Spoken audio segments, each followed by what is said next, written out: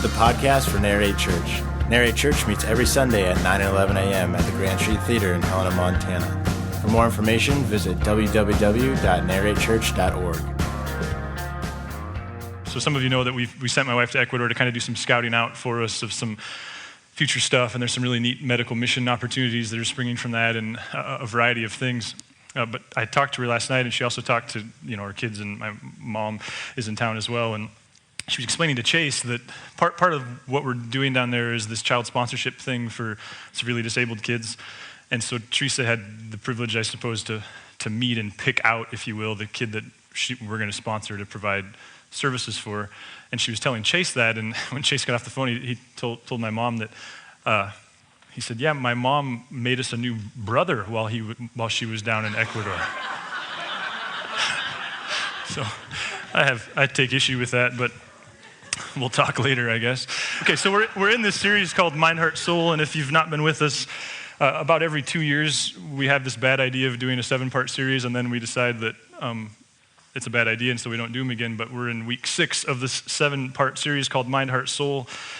And really what we're talking about is how do we be strong, particularly when we're faced with things that we can't handle, like how do we have the strength to persevere through those times? And so for the last 4 weeks, we've talked about our hearts and our mind. And really what we've tried to establish is how both science and the scriptures argue that your mind and your heart and what goes on there is central to who you are and what you're like. That both the mind and the heart have a lot to say about your strength. That they have a lot to say about your health, emotionally, spiritually, and otherwise. And I think it's appropriate this morning to point out that both your mind and your heart, that we can find them. We can touch them. It's probably not recommended, and you may never have the privilege of touching your own mind or your own heart. Maybe the last thing you do if you choose to do that, but like theoretically, like we know where it's at.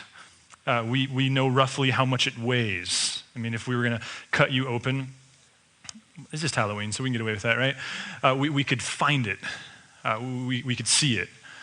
And this week we're going to finish up this series by talking about the soul. Do you believe we have a soul? Like, raise your hand if you believe in the human soul. Go ahead. We're going to do this a couple times, so proudly, as though you have deodorant on. Yeah, nice work.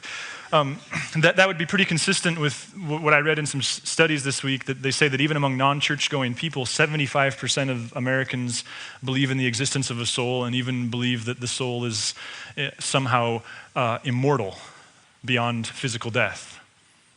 Which is weird, right? Because we can't touch it. We can't feel it, and yet there's this strong sense that we have one. You may have heard several years ago, a 18-year-old gentleman listed his soul for sale on eBay. And it was within the day that eBay informed him that they're not in the soul selling business, and his auction was removed, literally. And then more recently, there was a 29-year-old professor of communication who did his own auction, and I don't know how, I just read about this, and was successful in selling his soul to a real estate investor. I thought those were smart people. For $1,325.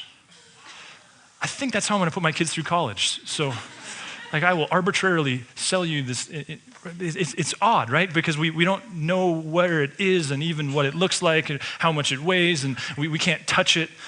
And we can't even define it if you think about it. I mean, if you were to ask somebody like, hey, describe to me your soul and what does it do, there would be this you would start sounding silly, right? Even some of our greatest philosophers have struggled. Plato maybe did it best when he just simply used one word. He said the soul is the essence. It's the essence of who you are. Thomas Aquinas, a well-respected philosopher both inside and outside the church, an early church father, he emphasized that the soul is what makes us immortal. Augustine, you may have heard of him, or Augustine, depending upon your educational background. He said this: the soul is a spiritual substance infused with reason, adapted to rule the body.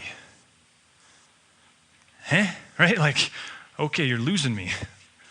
I've read it 30 times. A spiritual substance infused with reason, adapted to rule the body. Diagram that statement. C.S. Lewis, who is famous for being such an incredible practical theologian of the 20th century, here's what C.S. Lewis said about the soul. Your soul has a curious shape because it is a hollow made to fit a particular swelling in the infinite contours of the divine substance.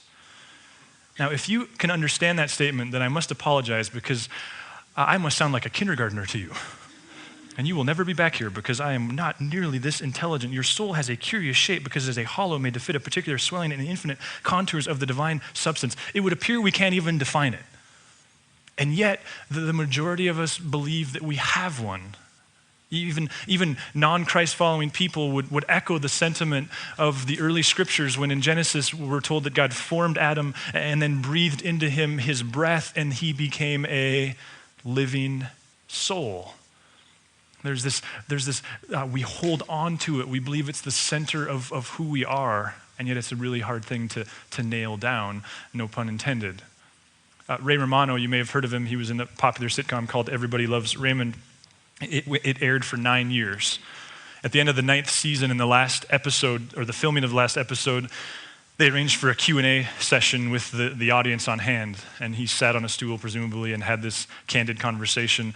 And when he was wrapping up the time, he reached into his pocket and retrieved a slip of paper and began to unfold it. And as he was unfolding it, he was explaining to the studio audience that this was a note that his brother had put in his suitcase when he was packing his bags in New York City to go to Hollywood to try to make it big. And on the note, it simply said, what does it profit a man if he gains the whole world and yet loses his soul? Ray Romano said to have looked up and with apparent tears in his eyes said, I'm leaving to go work on my soul.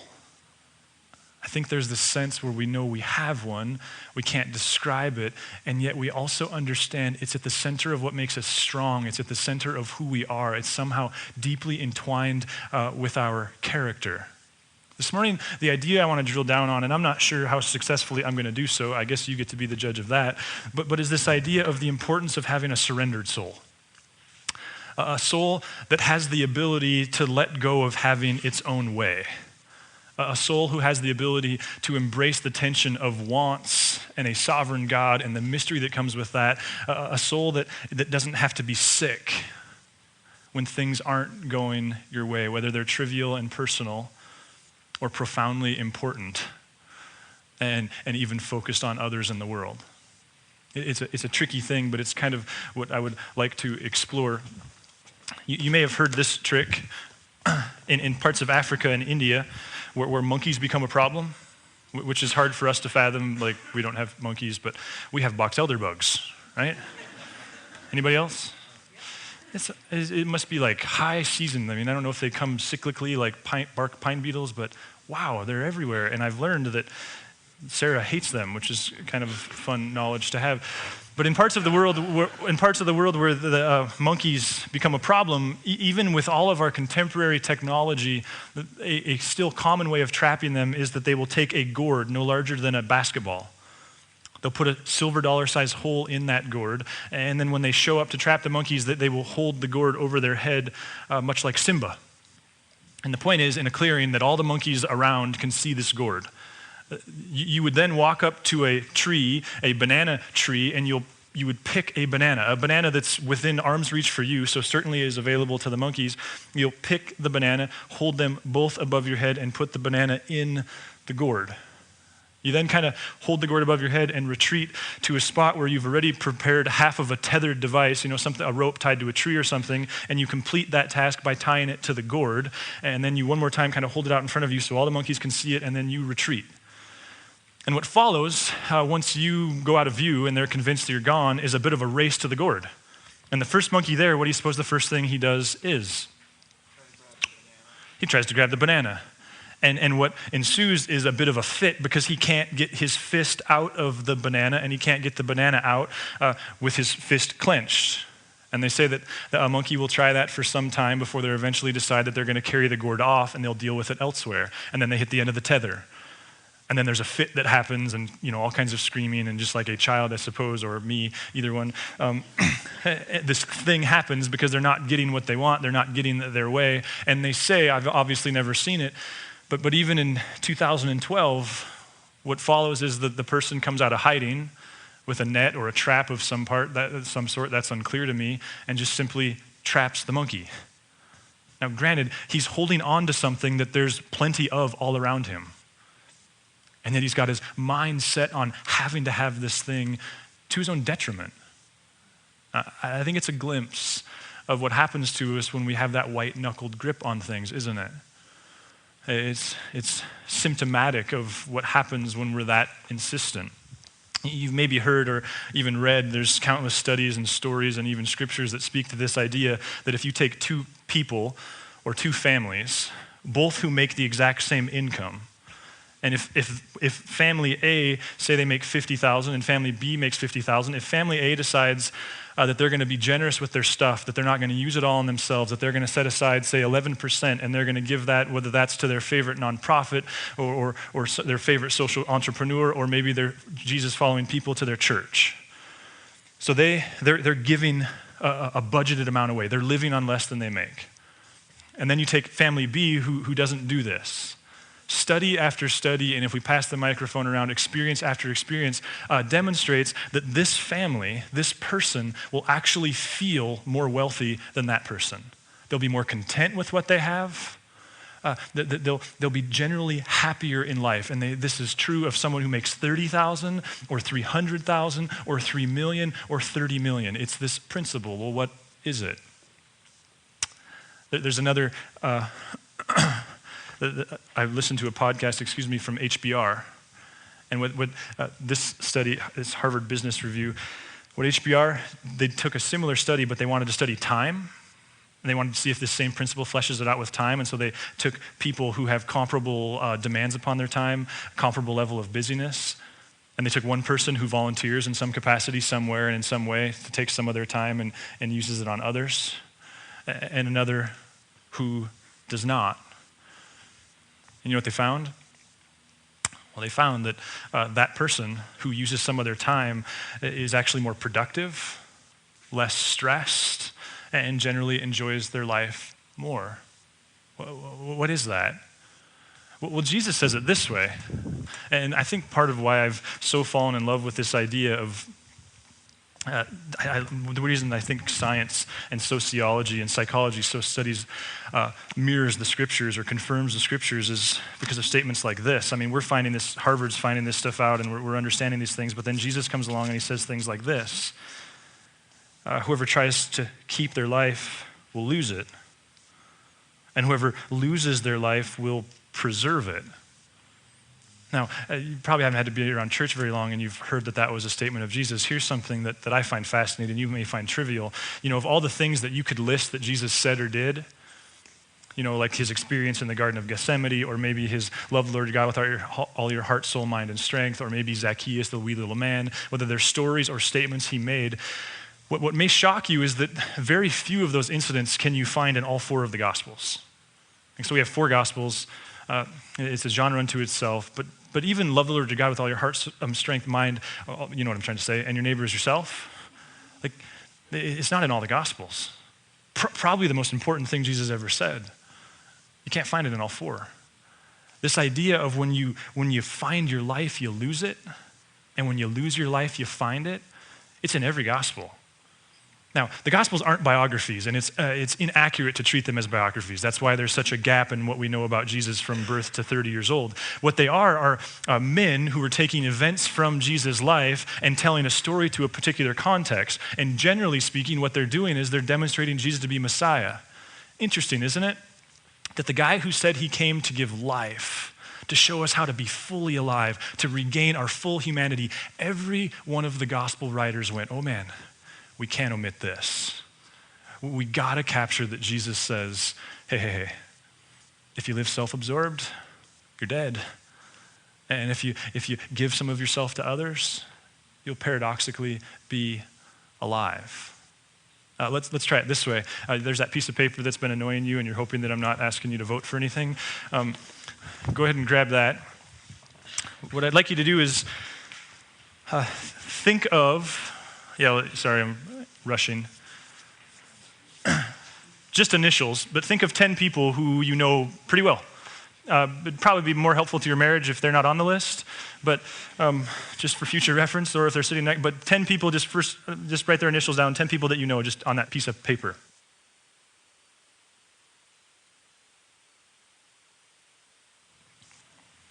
How you doing? I feel like study hall teacher. Are you done? Okay. Should have had Caleb dance or something while this. Sorry, Caleb. Okay, now what I'd like you to do is, and granted we're all being judgmental, but we all are anyway, so let's just go with it. Put a smiley face next to the people on that list that your opinion is they're happy people. Like who are the people that are content, that are fulfilled, that are generally satisfied people who love to be alive, those types of, however you word that. Put a smiley face next to them. Okay, now, you're all being too psychoanalytical, which is my fault, I suppose. Now I want you to go down that list and cross out anybody that, again, we're being judgmental, but we all are anyway. Cross out the people that, in your opinion, are self-absorbed people, like self-centered. They have a really hard time taking an interest in others, their agendas, their priorities. Cross out the names of the people that are, by all your opinion, are selfish. Now you see why I was saying it's best if your spouse doesn't make the list. See a theme? There's actually a psychiatrist who conducted this study with numerous people, and what he found was that 70% of those people, I always mess this up in my head, so just pretend like it makes sense. 70% of those people that are marked as happy are also found to be unselfish. And 95% of those people marked as selfish tend to be unhappy. And you kind of go like, well, we probably shouldn't be surprised, right? Because Jesus said it. In fact, the doctor himself said this: selfish people are, by definition, those whose activities are devoted to bringing themselves happiness.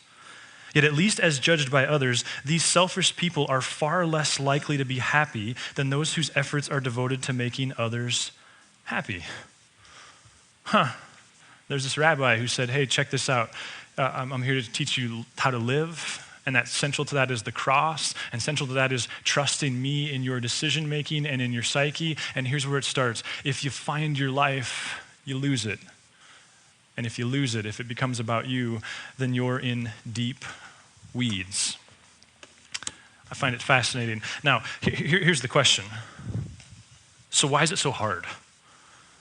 Because I think we all understand that it's not good for us to have that white-knuckled grip on everything all the time. So why is it so hard to loosen the grip? Is it because we hear the studies and we go, no, it couldn't possibly be true. That's a bunch of preachers who want my money.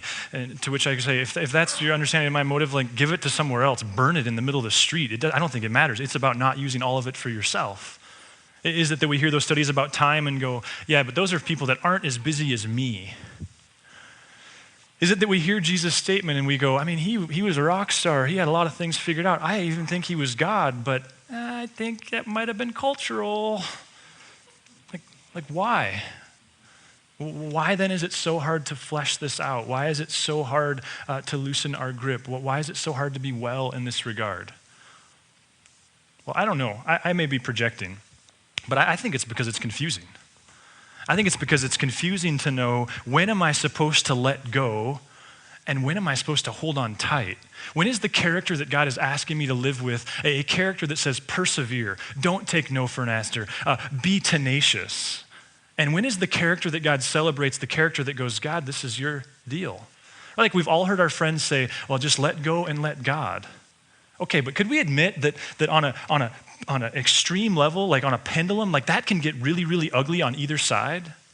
I mean, can we admit that can make us really, really passive and even lazy? I think it's confusing to know, God, when am I supposed to let go? How many of you are type A? Raise your hand, will you? Proudly. Okay, so now keep your hand up because we're going to do a little thing here. Now, some of you are afraid to label yourself as type A, so let's use some other words. How many of you are particular? Keep up. Picky, detail-orientated. How many of you like to want things and you know how to get the things that you want? How many of you are engineers? Now keep your hands up. How many of you are sitting next to somebody who is delusional? And I see some of you lifting hands and feet just to make your point. Good job. I think in a room like this, what we have is a makeup of people who are visionaries and who are leaders and who are people who know how to want things and they know how to get them. And when we start businesses, we know how to keep slogging it out. We know how to not give up. We know how to move forward despite resistance. And sometimes for people like you, it's confusing to know, when do I let go of this very thing that makes me me? Because after all, that's why you're a leader. That's why you're an influencer. It's why the people around your company, around your school, it's why they follow you, because you get your eyes on something and you'll stick with it and you don't take no for an answer. And then we have religious people like me coming along and saying, let go, stop wanting things, live with a surrendered soul. And I think I just was wrestling with God this week because I go like, okay, so this could become really Pollyanna-ish. We could speak out of both sides of our mouth because frankly, when I read about Jesus, I see a God who celebrates people with tenacity. Here's a challenge. Open up your Gospels this week and look for the times where where Jesus praises people's faith. There actually aren't that many. But here's a hint. Every one of them is in response to some tenacious boldness, to people who are wanting way too much, who are expecting way too much. Read the Psalms. It's something that I'm doing personally right now because I haven't read through the Psalms in a long time. And you know what strikes me? In the words of my friend Raji, David's kind of whiny.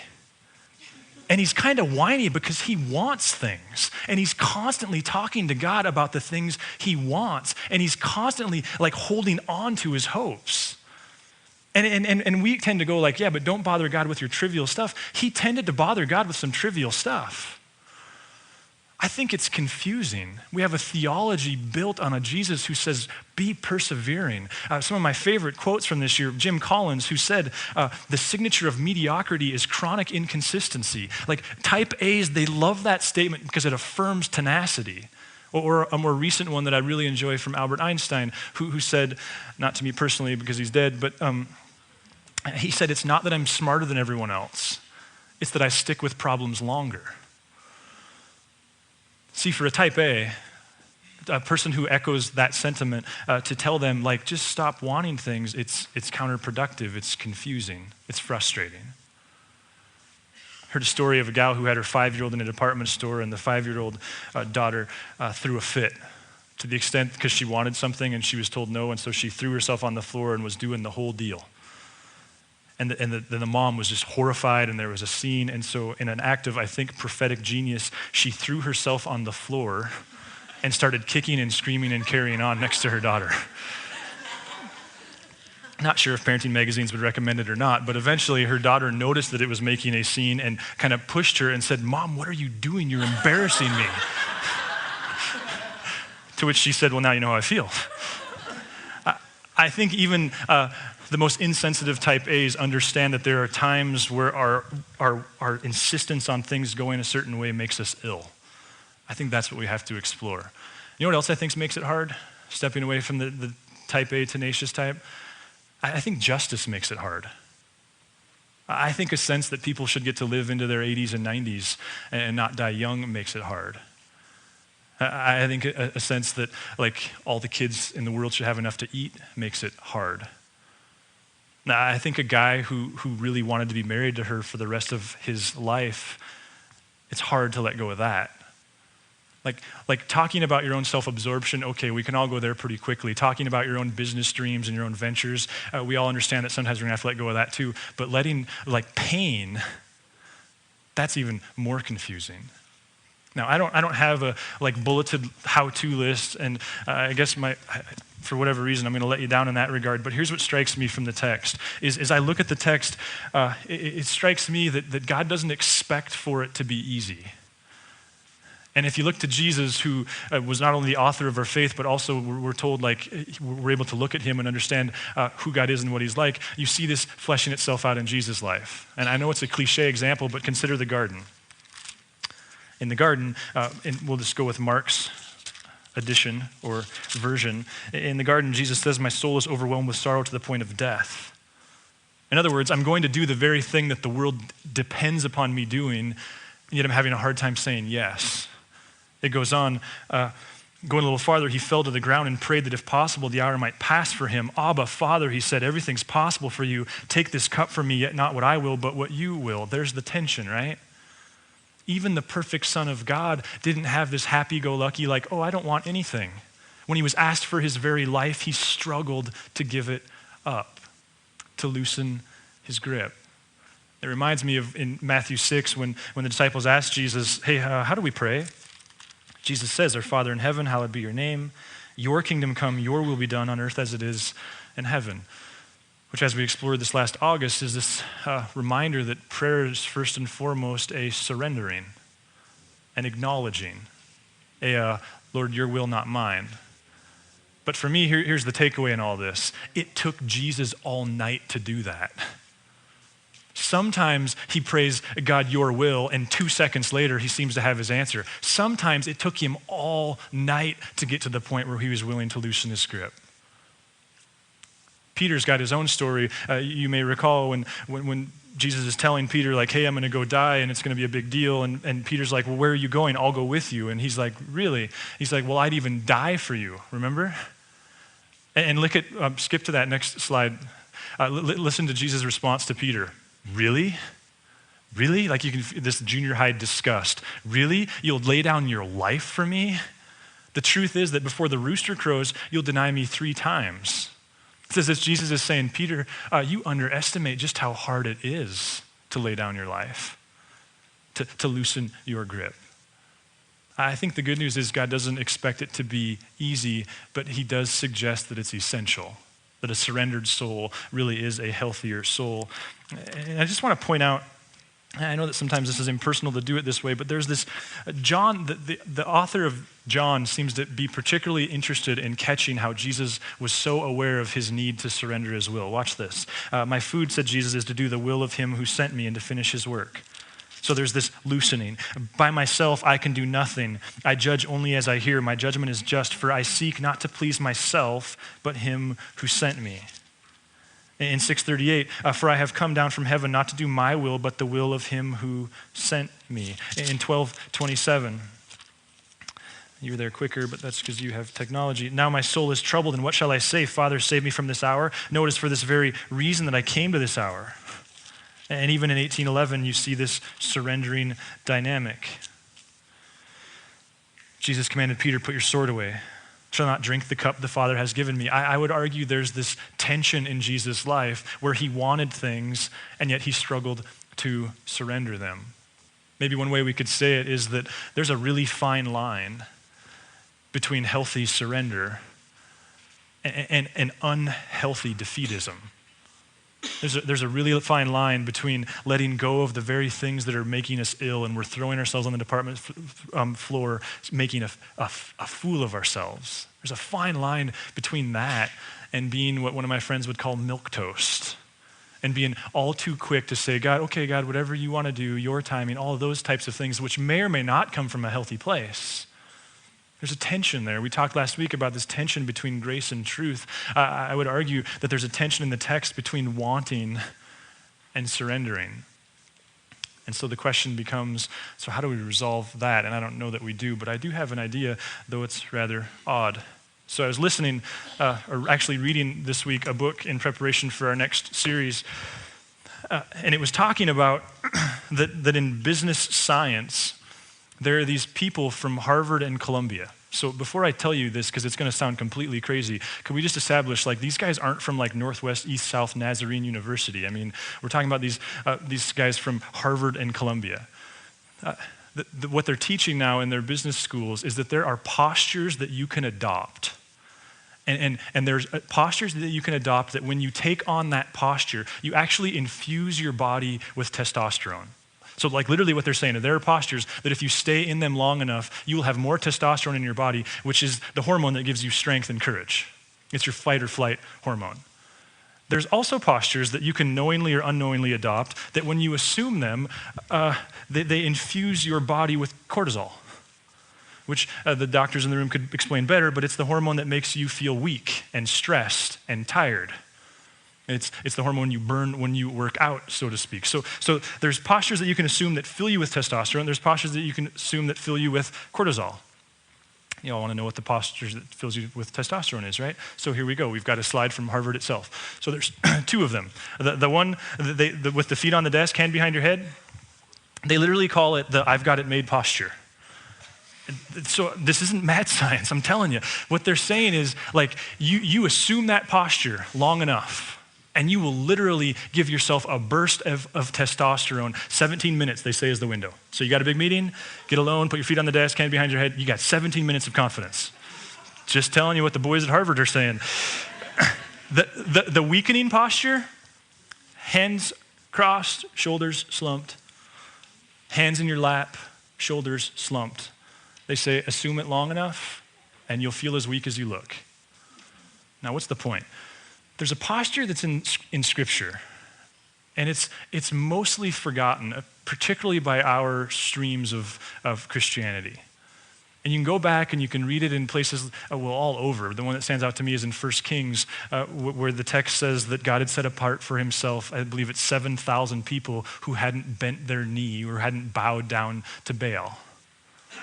That there's this posture that Christians have assumed for thousands of years called kneeling. And I couldn't help but wonder as I was listening and reading about that study, I wonder if we've sold our ancestors short.